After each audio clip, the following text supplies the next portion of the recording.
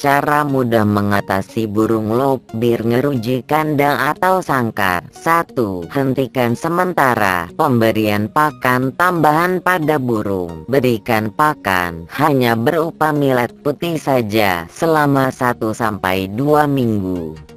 Nah, setelah itu Anda bisa mulai memberinya jagung, namun hanya sekali dalam seminggu saja. 2. Rutinlah memandikan lopbir setiap pagi sampai benar-benar basah kuyup. Selanjutnya diangin-anginkan saja dan jangan dijemur. 3. Setelah rutin memandikan pagi selama 2 minggu dan diangin-anginkan, selanjutnya Anda bisa mulai menjemurnya, namun disarankan untuk mengangin-anginkannya terlebih dahulu.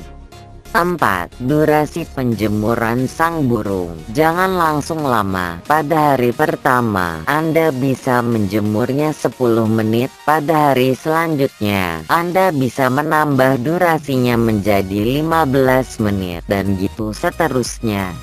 5. Agar ngeruji lebih cepat selesai, Anda bisa memberikannya mentimun. Namun jika lopbir Anda mau enam pada siang hari, lopbir tidak perlu dikerondong. Anda bisa meletakkannya di teras depan atau menjemurnya, namun jangan sampai melihat burung sejenis di sekitarnya. 7. Selepas maghrib, Anda bisa menyemprot bagian dadanya sampai agak basah, lalu mengangin-anginkannya selama 5 menit.